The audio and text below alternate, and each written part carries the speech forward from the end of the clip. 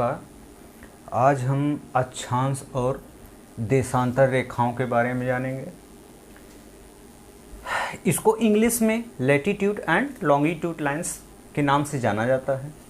अब यह latitude and longitude lines है क्या भला?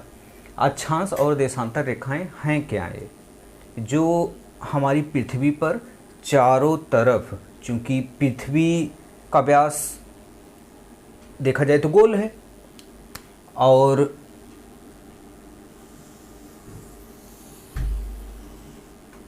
अगर हमारी पृथ्वी गोल है तो इस तरीके से लाइनें अक्षांश और देशांतर की हैं। यह है नॉर्थ पोल और यह है साउथ पोल।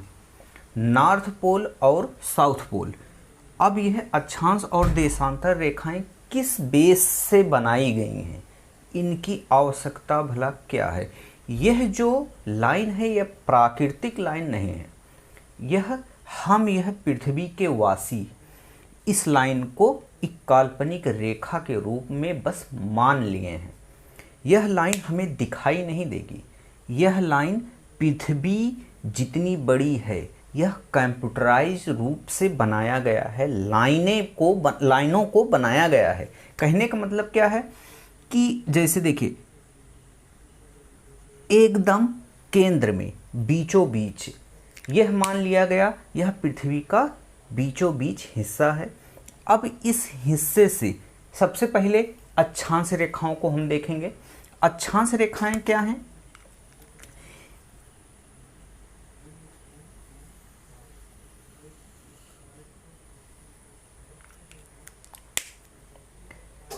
पश्चिम से पूर्व की ओर या पूर्व से पश्चिम की ओर जो खींची गई रेखाएं हैं उसे अक्षांश रेखा के नाम से जाना जाता है। अब कहने का मतलब क्या है?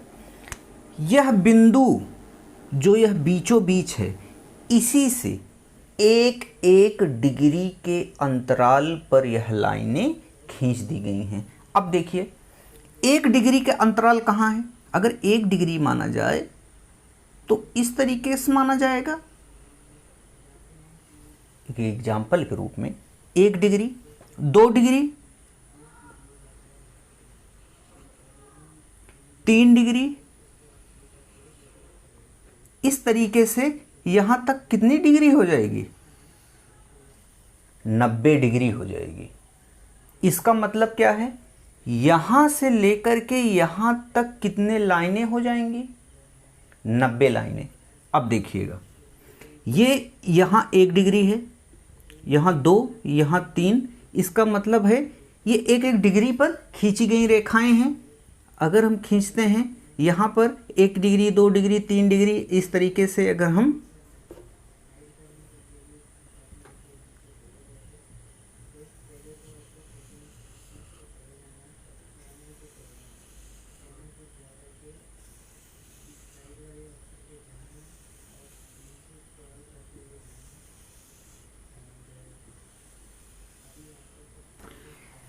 अब यह आप अच्छे तरीके से समझ सकते हैं। देखिए, एग्ज़ाम में, छोटे एग्ज़ामों में या बड़े एग्ज़ामों में इसका जिक्र आता है कि यह लाइनें, जो अक्षांश लाइन है, यह कितनी है पृथ्वी में।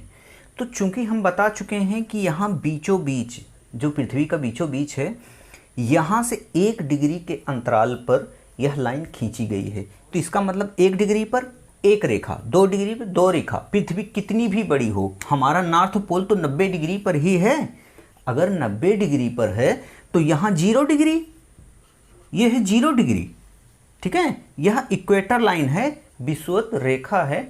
यह विषुवत रेखा 0 डिग्री मानी जाती है, जो पृथ्वी के पूरब या पश्चिम से पूरब या पूरब से पश्चिम जो खींची गई है रेखा। आखिरकार हम बताए थे ना, अगर किसी लाइन को हम देखते हैं तो ये हमेशा नॉर्थ होता है या साउथ होता है या ईस्ट होता है या वेस्ट होता है। तो इस तरीके से हम अगर पृथ्वी को देखते हैं तो नॉर्थ है, साउथ है, ईस्ट है, वेस्ट है। ठीक है, अब यह पूरब से पश्चिम और पश्चिम से पूरब, यही चीज़ है। यह ईस्ट है, यह वेस्ट है, नॉर्थ है या साउथ है। तो यह जो लाइनें खींची गई हैं पूरब पश्चिम या पश्चिम पूरब वाली रेखा, इसको अक्षांश रेखा कहते हैं। अब यह लाइन क्या है?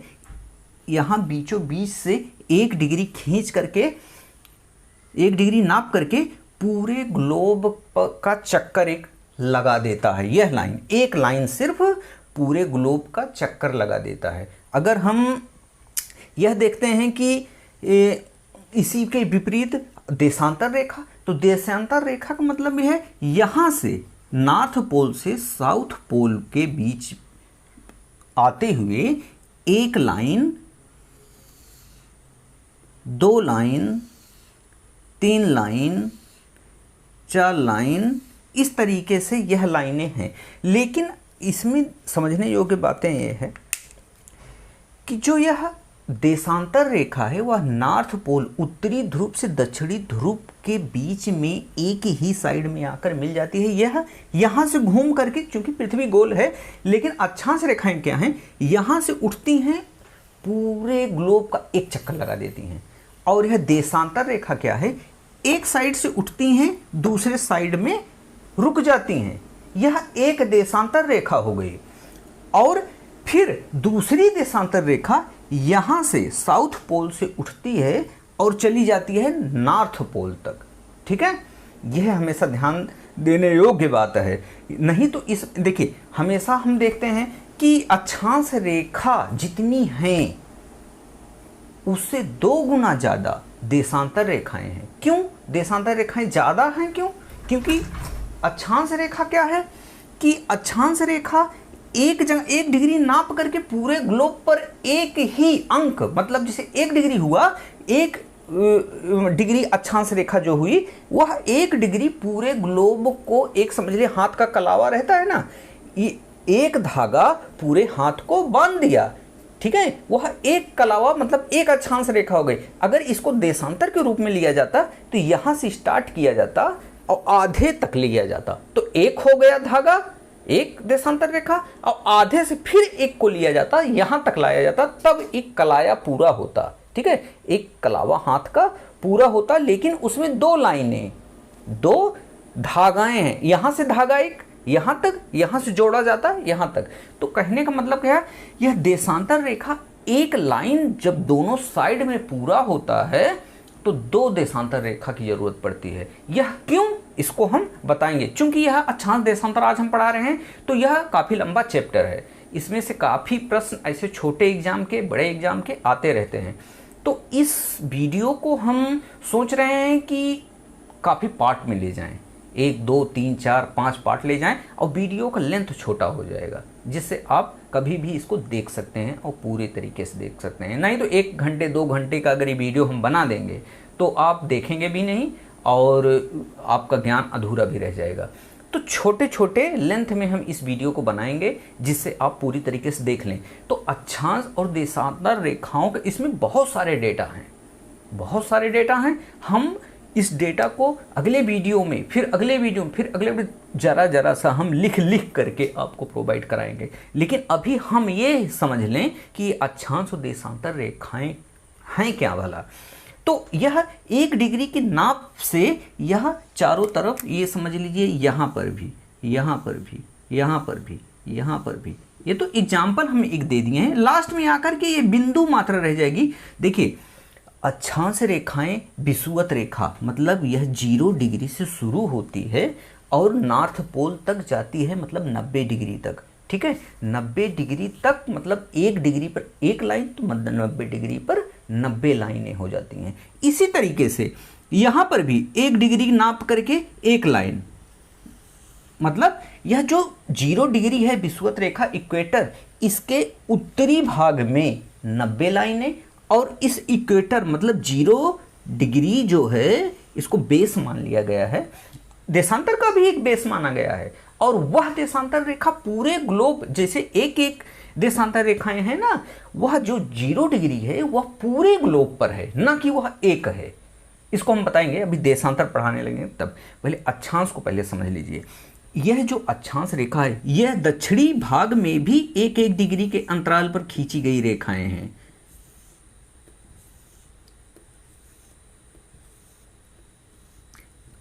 आखिरकार 0 डिग्री मतलब विषुवत रेखा, यही है विषुवत रेखा।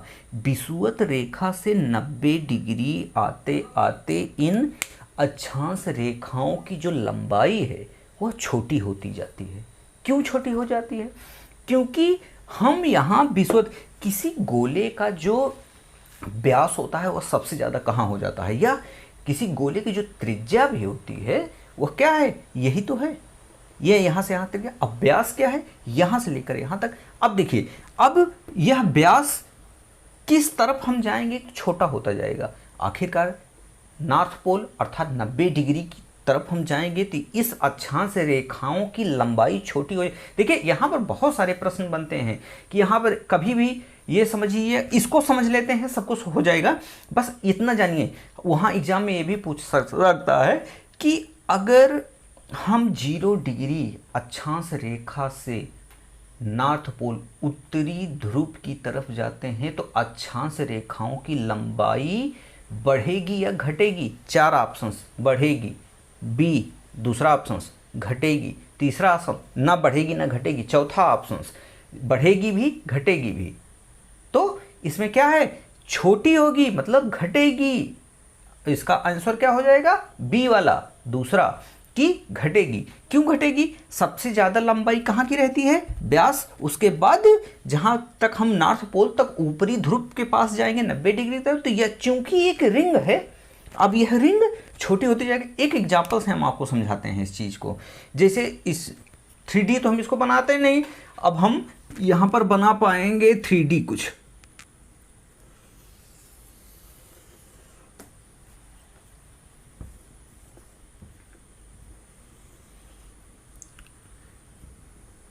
इसको क्या मान लेते हैं हम, जैसे हम देखिए, हम इस साइड से देख रहे हैं ग्लोब को, हम ऐसे गए ऊपर से, अब देख रहे हैं ऊपर से क्या है, हमें ऐसे गोल गोल रिंग मिलता जाएगा ना।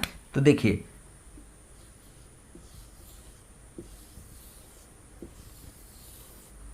अब हम क्या है, ऊपर चले गए हैं यहाँ नॉर्थ पोल की तरफ। अब ये नॉर्थ पोल हमें दिख रहा है, 0 डिग्री कहाँ, यहाँ कहीं बीच में है 0 डिग्री मान लीजिए, ठीक है। और ये साउथ पोल हमें दिख ही नहीं पाएगा। आखिरकार हम यहाँ आ जाएंगे तो ये हमें दिखेगा नहीं, ये पूरी पृथ्वी क्या हुआ, छाया हमें देखने नहीं देगी। तो हमें नॉर्थ पोल देख रहे हैं, ज़्यादा से ज़्यादा हम यहाँ तक कर्क रेखा तक देख पाएंगे। अब कर्क रेखा क्या है बताएंगे।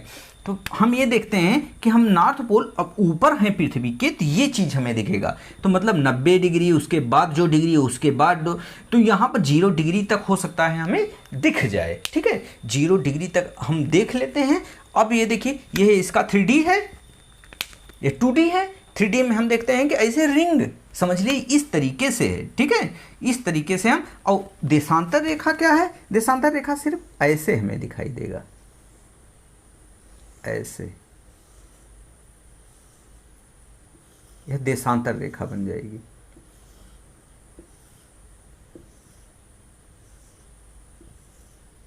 तो अक्षांश रेखा और देशांतर रेखा में अंतर तो आप समझ गए होंगे, बस छोटा सा अंतर आप समझ लीजिए। उसके बाद जितने भी डेटा हैं, कितनी लाइनें किसकी अक्षांश की हैं, कितनी लाइनें देशांतर की हैं, इसमें कंफ्यूज बहुत लाइनों में करता है। जैसे आप एक एग्जांपल देख लीजिए, 0 डिग्री देशांतर रेखा जो है वह 0 डिग्री एक ही है, लेकिन बाकी जितनी देशांतर रेखाएं हैं वह क्या हैं, 2 हैं, ठीक है।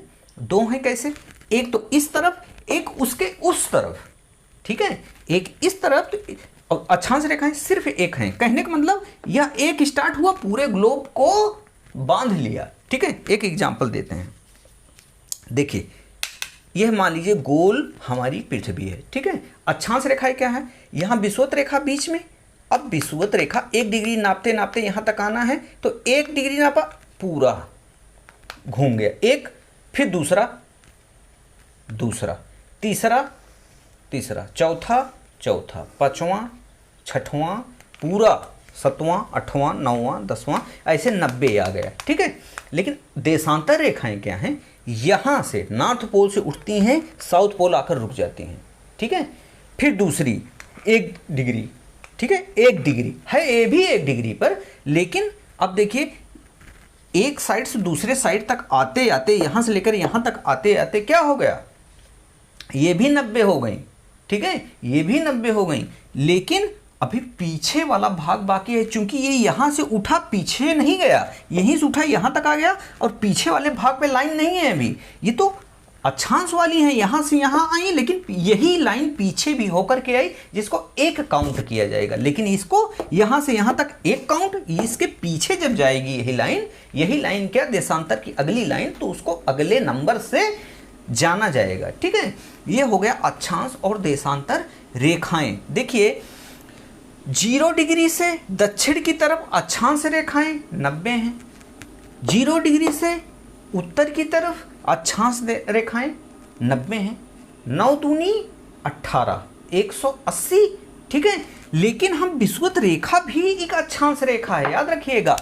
इस बिंदु के ऊपर 90 डिग्री, 90 लाइनें, इसके दक्षिण की तरफ 90, ठीक है, डिग्री, 1 डिग्री 1 लाइन, तो 90 लाइनें इधर हैं, 90 अगर लाइनें इधर हैं तो इसका मतलब है विषुवत रेखा को हम काउंट नहीं किए हैं अभी, यह भी तो एक लाइन है। अगर यह एक लाइन है तो इसको भी जोड़ा जाए, 9 दूनी 18 मतलब 180, 180 और विषुवत रेखा एक लाइन खुद अपनी हो गई, 181 लाइन है। इसमें बहुत सारे प्रश्न ऐसे पूछे जाते हैं जो कंफ्यूज। देखिए जो 90 डिग्री पर ये है, आखिरकार किसी गेंद पर हम रिंग बनाते हैं, रिंग बनाते हैं, रिंग बनाते हैं, एक वक्त ऐसा आएगा, देखिए रिंग बनाते हैं, रिंग बनाते हैं, यहाँ आएगा एक बिंदु मात्र बचेगा, बिंदु ही तो बचेगा, वहाँ पर रिंग नहीं बन पाएगा। अच्छा चलिए बनाते हैं, चलिए बनाते हैं, ये देखिए, ये देखिए, ये देखिए, ये देखिए, कभी तो ऐसा आएगा जहाँ आप रिंग नहीं बना पाएंगे। तो जहाँ पर रिंग नहीं बना पाएंगे उसी को क्या कहते हैं, 90 डिग्री। अब यही 90 डिग्री ये लाइन ना होकर के एक बिंदु मात्र है। अब एग्जाम में कभी कभी सिविल वाले में ये पूछ लेता है या इंटरव्यू में भी पूछा जाता है इस चीज़ को कि ये बताइए अक्षांश रेखाओं की जो संख्या है, लेकिन रेखाओं की संख्या है कितना है, एग्जाम में भी पूछा गया है, अक्षांश रेखाओं की कुल संख्या कितना है। तो यह कुल संख्या उसमें ऑप्शंस दिया, 181 दिया ही नहीं था, उसमें दिया था 179, अब दिया 187, 88, 79, इसमें से कोई नहीं। अब इसमें सब कंफ्यूज हो गए कि ये प्रश्न ही गलत है, गलत नहीं था, जबकि वह था लाइनों के बारे में पूछा था कि यह अक्षांश जो रेखाएं हैं इनकी लाइनों की संख्या, लाइन पूछा था, ना कि अक्षांश की संख्या पूछा था, अक्षांश लाइन की संख्या पूछा। छोटे छोटे जो शब्द हैं उन पर ये लोग कंफ्यूज कर देते हैं स्टूडेंट को। तो देखिए ये जो भी लाइन है ये लाइन तो है, लेकिन लास्ट में एक लाइन नहीं है और इसके लास्ट में एक लाइन नहीं है। 181 इसकी संख्याएं हैं अक्षांश की, 90 इधर 90 इधर, एक ये 181, और इसमें से ये लाइन नहीं है, ये भी लाइन नहीं है, बिंदु मात्र है, वह संख्या में इंक्लूड हो जाता है लेकिन लाइनों की संख्या में इंक्लूड नहीं होता है, जिसकी वजह से यहाँ पर कंफ्यूजन पैदा किया जाता है, यहीं पर एग्जामिनर प्रश्न उठा देता है। अब ये देखिए ये लाइनें नहीं, 179 क्या है, इसकी लाइनें हैं और 181 अक्षांशों की संख्या है, इनकी गणना 181 में की जाती है, लेकिन लाइनों की गणना 179 में की जाती है। जबकि इसके विपरीत ऐसा देशांतर में नहीं है। देशांतर में क्यों नहीं है? देशांतर में इसलिए नहीं है कि यह लाइन एक जगह से उठती है दूसरी जगह आती है और एक लाइन दूसरी जगह से उठती है दूसरी जगह जाती है। तो कहने का मतलब क्या है, उसमें बिंदु बचेगा ही नहीं, संख्या ही बचेगी। इसकी संख्या अब 9 दूनी 18 क्या हो गया, 180, यहां से लेकर के समझ लिए आधा पोल जितना है, एक एक डिग्री बनाया गया है। अब यह 360। इसी तरह देशांतर रेखाओं की जो संख्या है उसको हम काउंट करेंगे तो हम यह पाते हैं कि आखिरकार यह गोल चीज है, गोल चीज का व्यास है डिग्री में। अगर यह अक्षांश रेखाएं सिर्फ एक हैं तो यह हो जाती हैं 180। तो ये समझ लिए हम इसको 90 डिग्री पे निकाल रहे हैं, लेकिन इसको 180 डिग्री में निकालेंगे तो 180 180 360 360। लेकिन याद रखिएगा यह 0 डिग्री जो देशांतर रेखा है हमारी, यह सिर्फ एक है, मतलब एक जगह से उठती है दूसरी जगह पर अपने यहाँ आ जाती है। ठीक है, यह जो आगे देख रहे हैं 0 डिग्री की देशांतर रेखा, वही पीछे भी है 0 वाली। ठीक है, इसको ध्यान दीजिएगा। इसमें अगर हम 1 माइनस कर देते हैं तो इनकी संख्या क्या हो जाएगी, 359।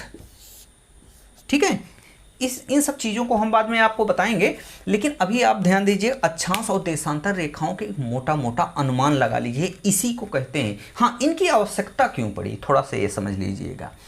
देखिए, कोई भी व्यक्ति, कोई भी वस्तु, कोई भी जीव इस पृथ्वी पर जहाँ पर है, उसका जो लोकेशन है, उसकी जो स्थिति है, उसको जानने के लिए विश्व के बहुत सारे भूगोलवेत्ता, वैज्ञानिक यह मिलकर यह डिसीजन निकले। देखिए, अगर यह अक्षांश देशांतर ना बना होता, केवल एक पृथ्वी होती, अब पृथ्वी अगर मान लीजिए यह केवल एक पृथ्वी होती, अब पृथ्वी पे कोई व्यक्ति यहाँ पर है तो कैसे जाना जाता उसको? ज़्यादा से ज़्यादा ये कहा जाता यह इस आइलैंड के पास है, यह समुद्र में, अगर समुद्र होता तो क्या कहते हैं उसे, कहाँ पर है, समुद्र में है, ज़्यादा से ज़्यादा इस देश के पास के समुद्र में है, तब तक ढूंढते ढूंढते दिक्कत हो जाएगी ना। ऐसे है, कोई आइलैंड है मान लीजिए यहाँ पर, यहाँ व्यक्ति है पानी में डूब रहा है, समुद्र में उसकी नाव डूब गई और वह डूब रहा है, तो उसकी स्थिति का पता कैसे लगाया जाएगा कि वह कहाँ पर डूब रहा है? अगर पता, अब देखिए, अगर इसको ना होता ये लाइनें और वो यहाँ की सरकार ये कहती कि जाओ उसको बचाओ, तो वो लोग ढूंढते कहाँ? ऊपर से ही पानी में ढूंढते रह जाते। ये लोग कहाँ ढूंढते, यहाँ से लेकर यहाँ तक पूरा नहीं। अगर यह व्यक्ति, इसके पास सैटेलाइट फ़ोन है, वह बता दिया कि भाई हमको ट्रैक करिए, हम डूब रहे हैं, बस यहाँ पर हम इस देश के निवासी हैं, इसी के पास में हम डूब रहे हैं, तो उसके सैटेलाइट के सिग्नल के थ्रू वह उसकी स्थिति, उसका लोकेशन जाना जाएगा। और लोकेशन में हमेशा यह जाना जाता है यह किस अक्षांश और देशांतर के मध्य में है, तो यही देखा जाएगा। चूंकि यह कंप्यूटराइज है, यह पूरा बता देगा इसका लोकेशन कहाँ है। लोकेशन जैसे ये यहाँ पर है, यह व्यक्ति यहाँ पर है, तो यह देखा गया कि इस देशांतर और इस अक्षांश के मध्य यह व्यक्ति है, जाकर के तुरंत ट्रैक करके इसको पकड़ लिए। तो देखिए, इसमें बहुत सारे और भी चीज़ें हैं जो कि धीरे धीरे हम आपको पढ़ाएंगे, और यह बस ये थोड़ा सा समझ ले, इसको और भी अभी समझाना है हमें, लेकिन वीडियो लंबा ना करते हुए हम इसको यहीं पर स्टॉप करना चाहेंगे, क्योंकि यह थोड़ी सी चीज़ें अगर आप समझ लेंगे तो समझ लीजिए आपको बहुत ही ज़्यादा सहायता मिलेगी इसके आगे समझने में।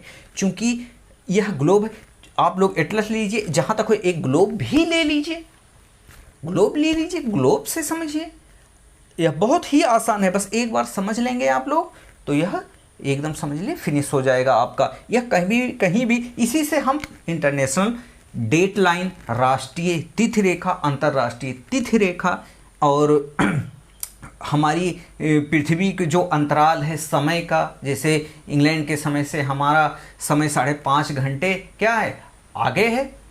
ठीक है, अगर आगे है तो क्यों है आगे? अब यह तिथि रेखा किसे कहते हैं? तो याद रखिएगा, यह देशांतर रेखा 0 लाइन डिग्री को ही यह अंतर्राष्ट्रीय तिथि रेखा के नाम से जाना जाता है। उसी के पूर्वी हिस्से की साइड में हमारा समय क्या हो गया, बढ़ गया। क्या हो गया, मतलब वहाँ का समय क्या हुआ, लाभ में कौन रहेगा, हानि में कौन रहेगा? अगर इस लाइन से इधर, 0 लाइन से इधर रहा, इसे बहुत सारे प्रश्न पूछे जाते हैं। इसमें समझ लीजिए सिविल सर्विसेज में बहुत ही ज़्यादा टिपिकल बना देते हैं इन सब प्रश्नों को, लेकिन नहीं, अगर आप इस चीज़ को ध्यान से पढ़े हैं, ध्यान से समझे हैं, तो आपको कभी भी प्रॉब्लम होनी ही नहीं है। अब तो एसएससी में, जीडी में इन सब से प्रश्न बहुत ही ज़्यादा टिपिकल उठा रहे हैं, लेकिन हाँ, इसको अगर ध्यान से समझिएगा तो कहीं भी प्रॉब्लम आपको नहीं होगी। बस बने रहिए हमारे साथ वीडियो के साथ, हम इसका अगला पार्ट लेकर जल्दी ही उपस्थित होते हैं आपके सामने। तब तक के लिए जय।